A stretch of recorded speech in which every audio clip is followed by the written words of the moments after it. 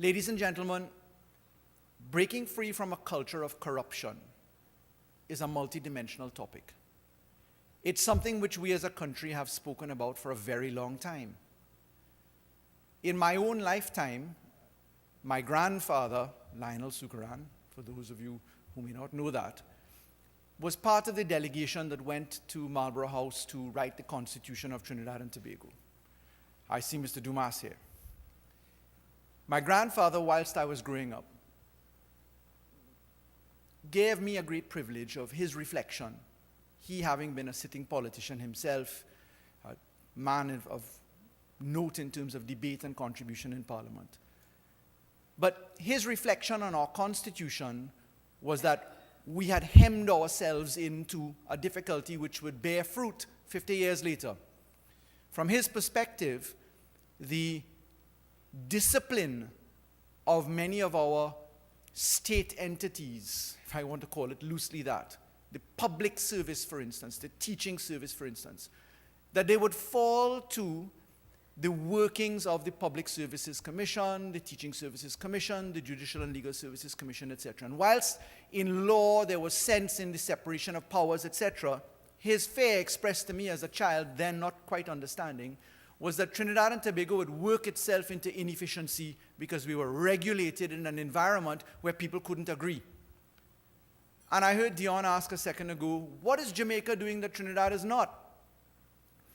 I often reflect on that because the AG of Jamaica and I have a very close working relationship, and we share a lot of issues and ideas and discussions. But in dealing with anti-corruption, and in going to Jamaica as I did, and sitting with the DPP in Jamaica, sitting with the Attorney General in Jamaica, sitting with the Contractor General, sitting with the major organized crime agency, MOCA, I asked them, how did you manage to create this major organized crime agency so easily? I said, how did you get over the constitutional hurdles? How did you manage to allow the borrowing of prosecutorial power when you don't have a police service type insulation which balances within what the Privy Council tells us we ought to have in certain well-known cases in Trinidad and Tobago? And my Jamaican colleague said to me, what are you talking about? Constitutional challenge?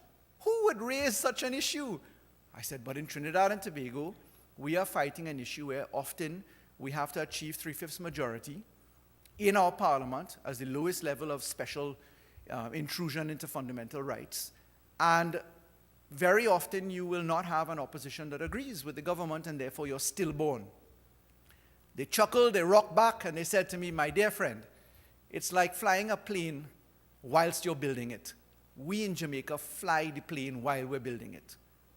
And they found it rather amusing that we would even entertain that conversation.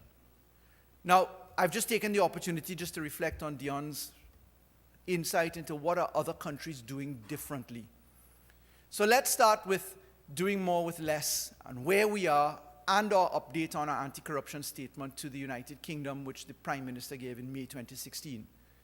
And let's say this. Yesterday we had a first of its kind event in the history of Trinidad and Tobago.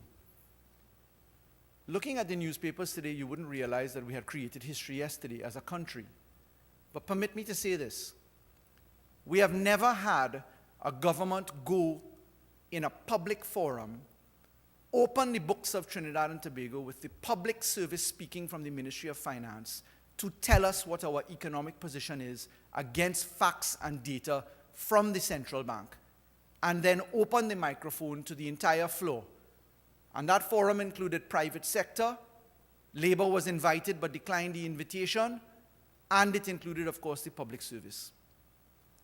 And in that environment, Trinidad and Tobago was shown that our revenue from corporation taxes for oil and gas dropped from $19.8 billion US in 2015 to $2 billion. I'll let that settle for a little while. Our debt escalated 263% over 10 years. Our revenue looks close to what our revenue in 2008 looked like, except our expenditure is 3 times what it was then. The Minister of Finance, in request for an answer coming from none other than Chalk Dust himself, as to why Carnival should continue to be supported, and that statement having been made that Calypsonians will not go out next year because they were not being funded, the Minister of Finance said something which I didn't know.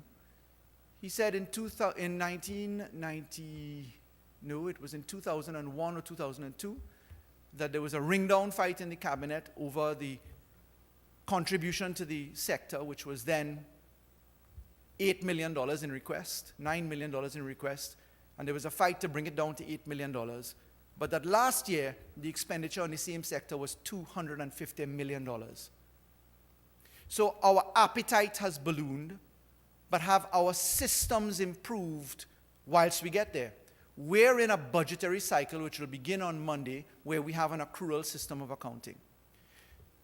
You say how much money you're going to spend versus how much you expect to receive, and then you come back every year and you do the same exercise, but you don't necessarily have an obligation to account for how you have spent what you have received and what value for money you have.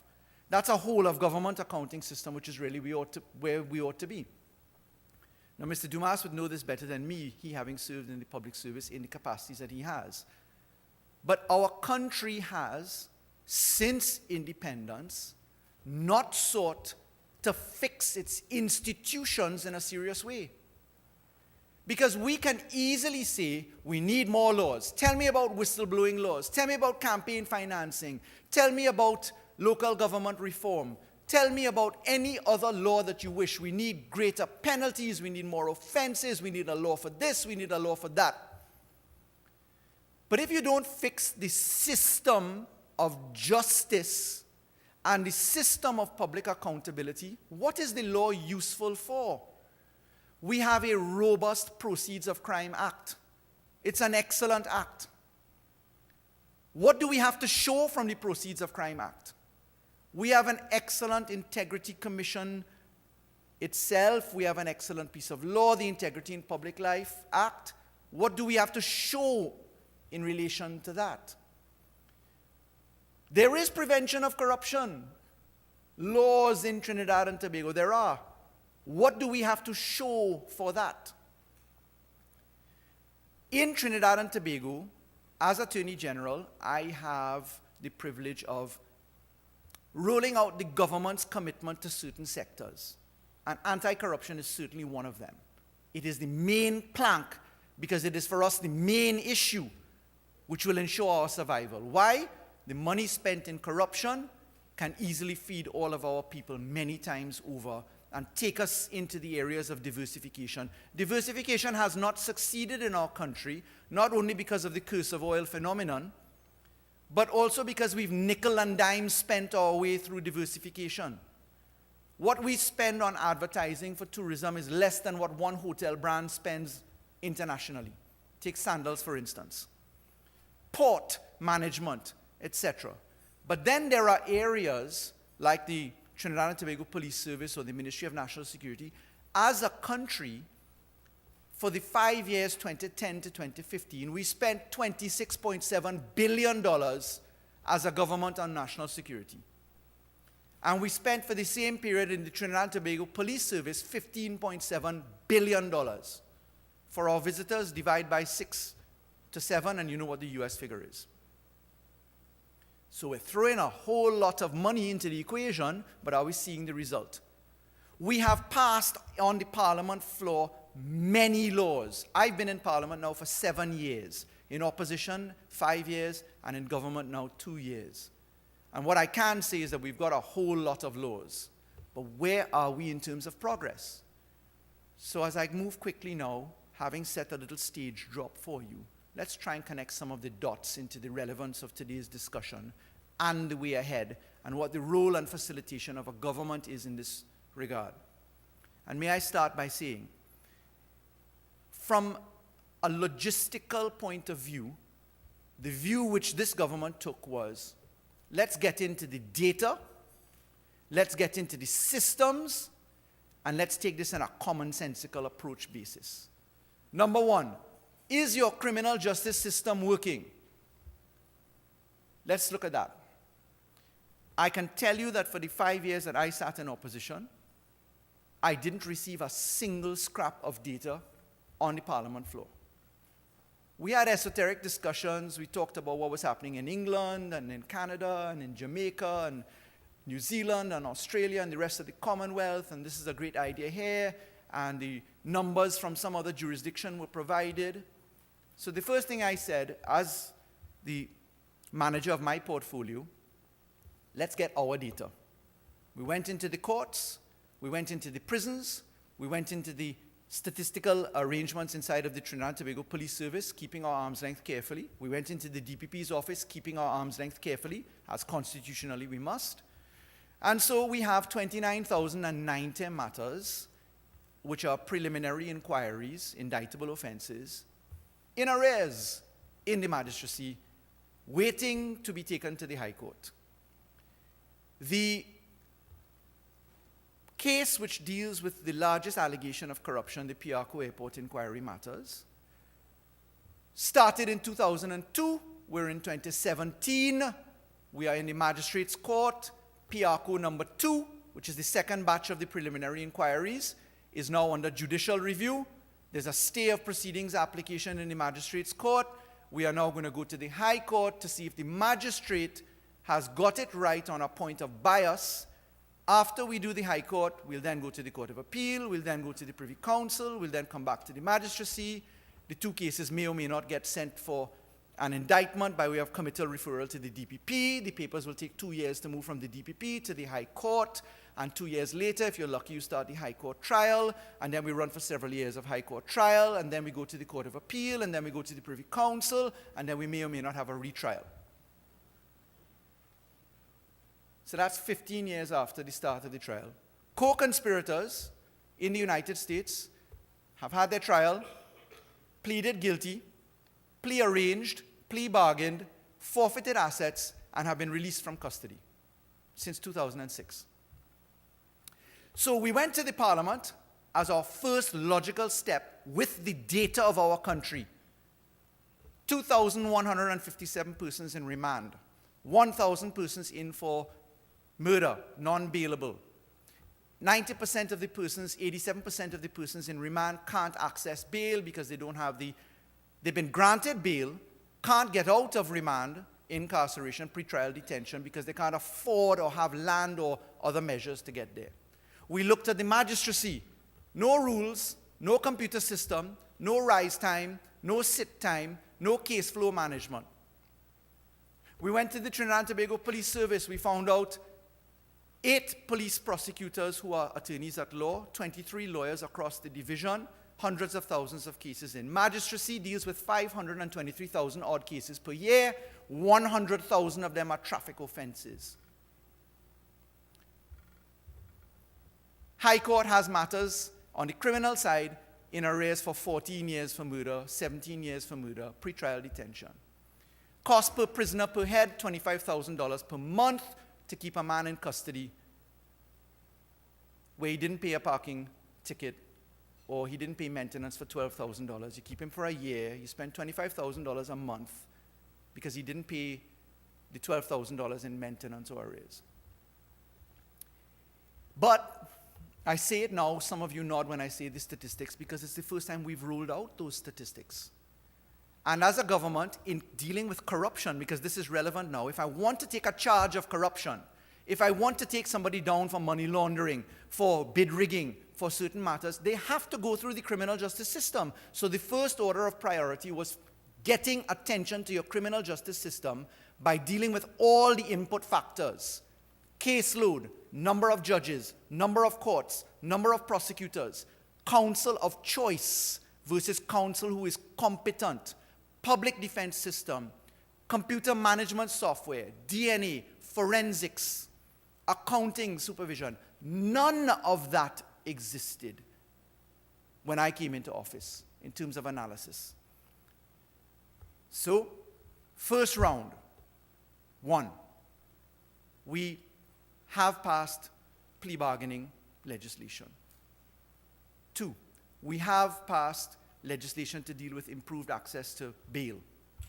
3, we have decriminalized 100,000 traffic offenses to free up magisterial time and police time and remove traffic offenses from the court, convert them to traffic violations instead, where you can focus upon revenue and sanction with due process as may be necessary. We have dealt with judge-only trials because one of the allegations is that a trial by jury takes too long, particularly with the voir dire that you can go into, which is a trial within a trial on certain matters of evidence where you traipse the jury in and you traipse the jury out. Then we started and we debated in both houses the abolition of preliminary inquiries. In other words, then, let's remove that 17-year cycle, 15-year cycle, as has evidenced itself in the Piarco Airport matter. Let the Director of Public Prosecution simply say, indictable offense, go to the High Court, summary offense, go to the Magistrates Court. The opposition didn't support that. We were told we needed to talk some more. It's only been 26 years of conversation on that. It resembled the response that we got where we were told, let's not abolish child marriages in Trinidad and Tobago because we need to talk some more after 26 years of that. Fortunately, we've now dealt with that particular law and there are no longer child marriages. It should be proclaimed by the 2nd of October. What did we do next? We created a new division of the court because we said the court capacity is a problem. So we took family and children matters. We created 2 new physical courtrooms, which we're working hard thanks to USAID, thanks to the Canadian government, British government for their advice on the legislative side and support which the Criminal Justice Advisor has given, and the United States government in particular for co-funding some of the arrangements. We did all the court rules. We did all of the court processes. 13,000 people were applicants into the courts. And we passed the law to create the division. We amended 18 pieces of law that go with it. We pushed all of that through, and therefore you will now have 2 courts created, staffed, open, working, protocols in gear, as Richard Blewett, UNDP, can testify. We've done the protocols in relation to data management, etc. We've taken the software system, which we got from Nigeria, improved by Spain, put that into the court system, and you will have had court processes created for the first time in this country's history, all legislation, all positions, and actual outfitting, all at the same time, within 16 to 18 months. See, we listened to the Jamaican experience of building the plane while you're flying it. And we said that we couldn't do it in sequence, serially. You had to operationalize whilst you were legislating at the same time and make the 2 meet towards the middle.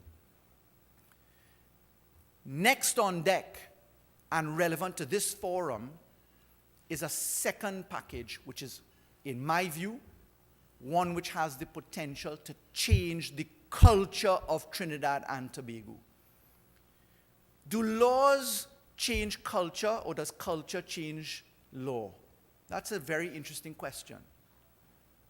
We had an interesting experiment with that, of course, where Trinidad and Tobago woke up to the enforcement of the law as it relates to the speed limit when we introduced speed guns.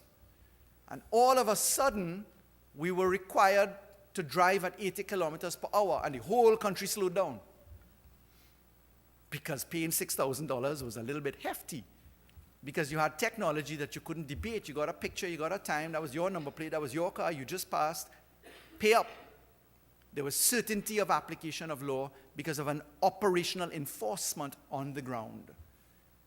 That leads me to believe that law can change culture.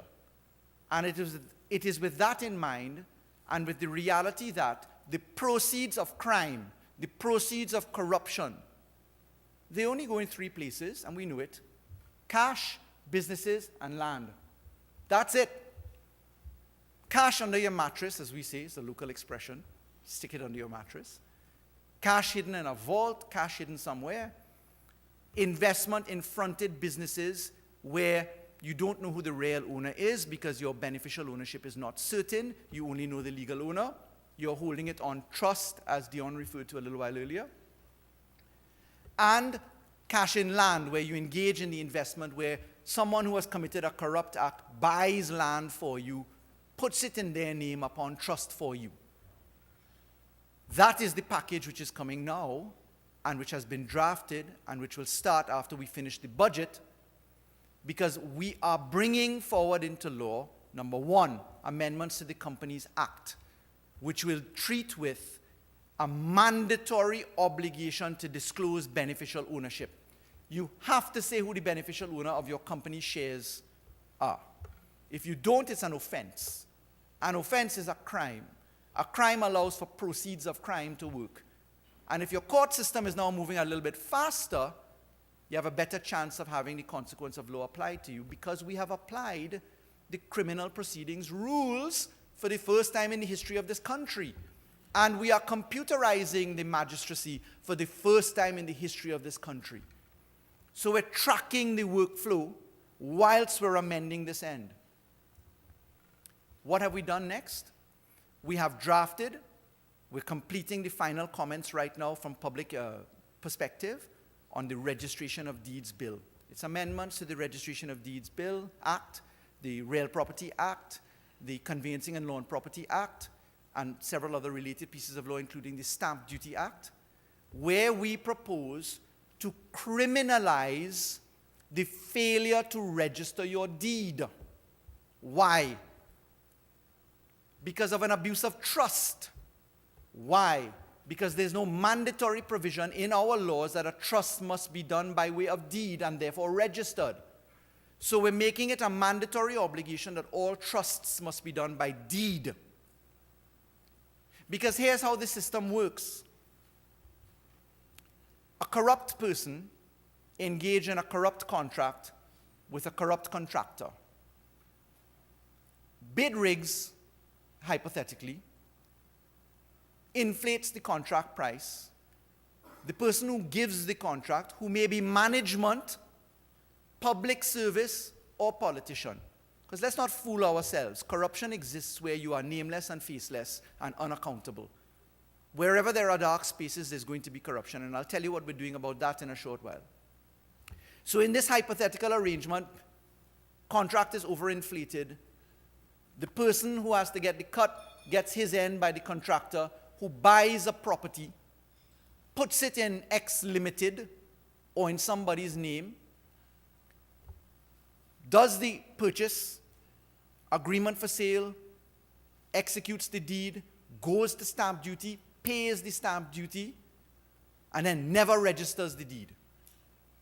No problems in the law of Trinidad and Tobago, because the equitable ownership trumps the legal ownership, meaning money has passed, the law of equity prevails, your title cannot be defeated because you didn't register, and your biggest jeopardy was the escalation in stamp duty for not having paid it. Because the current law is the maximum penalty that you face for not registering a deed is $2,500 TT dollars whenever you decide to roll up to the registrar and ask for it to be registered. By a little letter, your attorney writes and says, well, you know, I lost the deed, and my clerk died, and it was sitting in a drawer, and it was just pure negligence and mistake of humanity that this thing happened, and yes, I'm sorry, it's 20 years later, but I paid my stamp duty, here's the deed, we're good to go. Biggest fine you can get, $2,500. 20 years later, that's registered. John Brown rose up and says, well, oh, by the way, we had a trust in place, here's the copy of the trust, I didn't need to register it. Really, John Brown was holding it for Jane Doe, and I'm unwinding the trust and giving it to Jane Doe. Perfectly lawful transaction. Number one, you don't even know who the people are 20 years later. Number two, $2,500 and you're out. So the government says, must register trusts. You must register your deed within 12 months. And if you can't register your deed, knock on the door of the registry and tell them why. Stamp duty taking long, somebody died, we have an application to make, give notice. Let the registrar consider the application for extension of time, and if the registrar says no, go to the High Court. Due process. What this means, ladies and gentlemen, is that all of that money that everybody knows about, but nobody knows about, because it's not me, according to the spoken word this morning, I don't know, all of that becomes discoverable. And I genuinely believe that when you're facing down a criminal charge for failure to register, and your equitable ownership must be discovered because you must declare the trust by deed. And if it was in a company, you must do it under the company's amendments. Understand what is waiting for us. Now, what I'm describing to you was nowhere in the ministry when I came in. I've never heard it discussed publicly. But I practiced corporate law for around 18 to 20 years. And I'm quite familiar with all of the abuses that can really exist in the white-collar realm. Blue-collar, white-collar, red-collar, yellow-collar, whatever you want to call it, it's there. And this is what I call the commonsensical approach to tackling corruption. And it makes no sense for us to continue to talk about laws that we're not operationalizing. So let me tell you about the public procurement laws. We came in, we met. I participated in the Joint Select Committee for the Public Procurement Law a whole 5 years. And upon coming into government, we immediately set about to operationalize the law. We required every state agency, every government ministry to bring their accounts together, create procurement units as the law contemplates. We went to Parliament, we amended the terms and conditions packages, we agitated the office of the President, so that the President could get about hiring a procurement regulator, and that process is due to be finished in a couple of weeks. It's nearly perfected. That law will come into effect, but again, it goes back to the common sense. Well, what's the good of the law if the system ain't working? Which is why we spent our first round of time dealing with the procedural and logistical criminal justice arrangements. And I want to give an open salutation to the judiciary and to the DPP's office and the Trinidad and Tobago Police Service for being willing participants in the reform process that we have achieved, because it has been outstanding. Does the country have faith that they're going to see something yet? Faith requires example to give hope. The political cycles are a lot shorter than the economic realities of our country. The world has shown us that political certainty is an uncertainty. You never quite can configure in advance what a political result is going to be. But our society needs to withstand the political vagaries by improving our systems.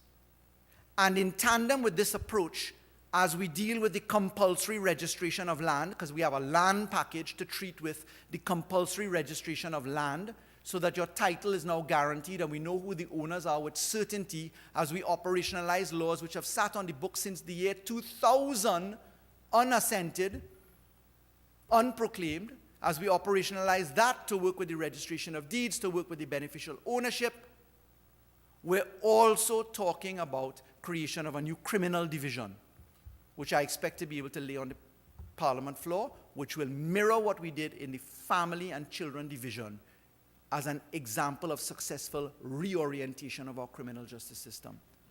But it doesn't stop there, because the Ministry of Finance has been heavily engaged in what we will take to Parliament in a matter of months, which is the Revenue Authority. Because our system of revenue collection and inspection has not been treated with, and systemically it's completely broken.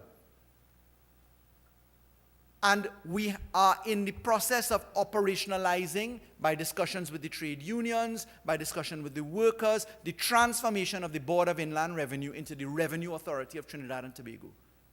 So we're building it out on the ground right now, and the law will come to meet it in or around November of this year, when the Revenue Authority legislation is taken to Parliament. See, we're not waiting again upon Trinidad's cycle of passing a law, as we did with public procurement, and then 7 years later we're talking about whether it's implemented or not. We've just implemented the DNA legislation. It's been on the books of Trinidad and Tobago since the year 2000. 17 years later, we now have a DNA regulator. We're now talking about the population of the DNA register. And we're talking about massive cost savings because we have the entire arrangement to put into place. DNA analysis for all inmates, convicted or remanded. DNA analysis and profiling for all persons in the protective services and government services who would be involved in that arena, so you can discount their DNA if it's on a crime scene. That's 1,000 arrestees per month. That's 5,000 incarcerated persons. That's 7,000 persons in the public service in the TTPS alone added into that mix. So you get a populated DNA database, and it can be done within a 6 to 10 week period. I'm talking fast, but I'm reflecting upon facts. I'm not telling you about what is to come. I'm telling you about what is happening at the same time that we do the legislative tweaks and fixes. So that is revenue management. Out of revenue management comes corruption.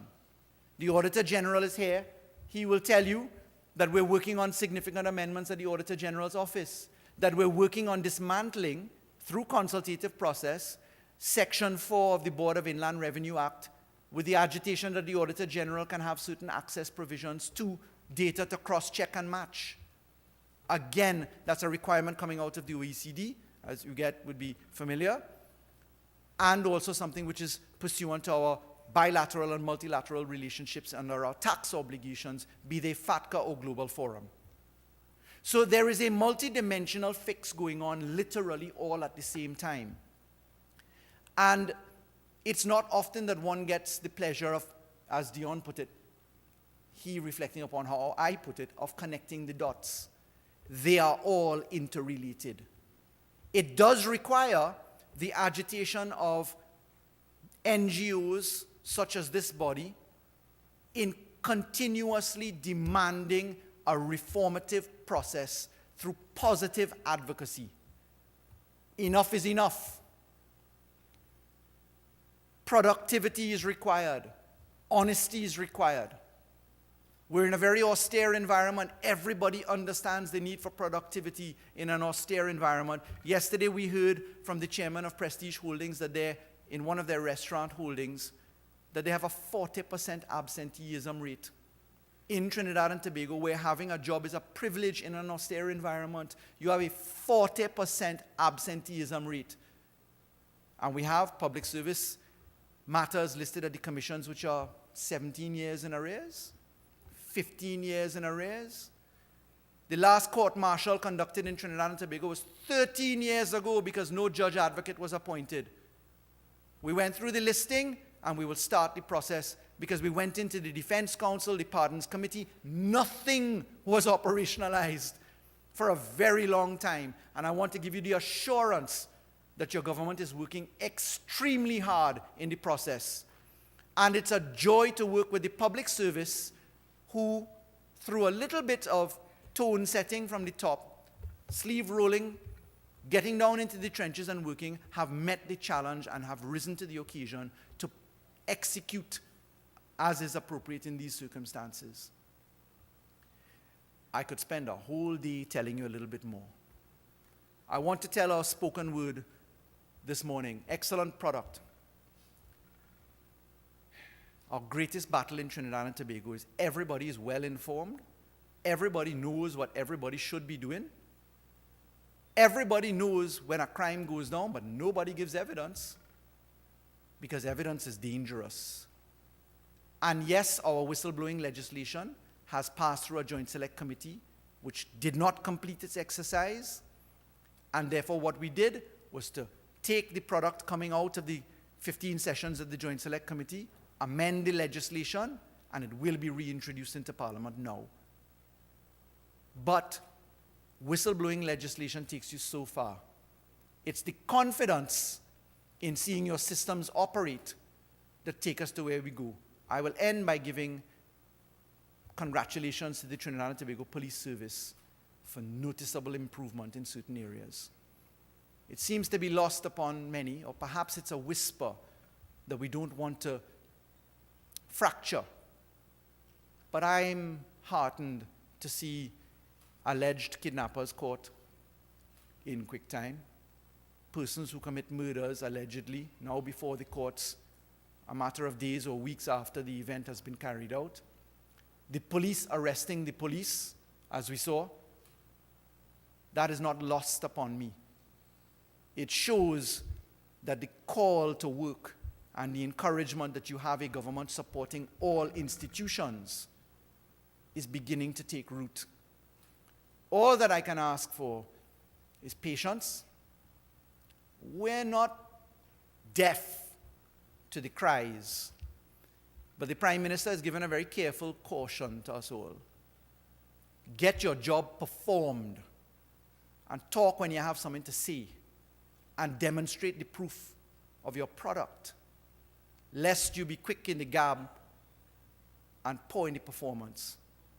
You will see a lot of unveiling as we begin to come to midterm now, because we've done the work, and the work will speak for itself, but it requires participation. May I congratulate the organizers of today's event for its continued role and performance.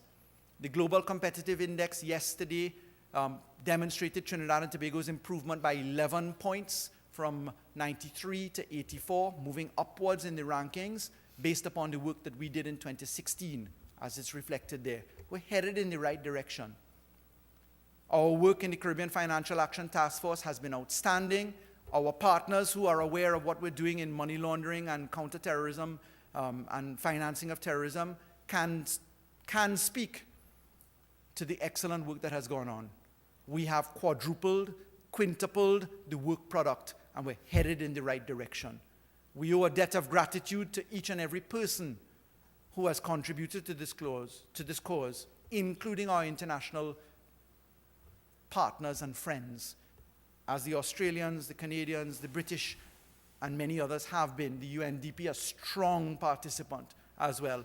Thank you, ladies and gentlemen, for allowing me the privilege of addressing you this morning. Please again accept my apology for trying to make Cabinet in 4 minutes' time, but fortunately it's not too far away. And with your permission, I will do as we do in Trinidad, not having had something to eat, but I will use our expression, I'm doing like Spanish and running after the event. So thank you so much for your attention and your care and courtesy. Thank you.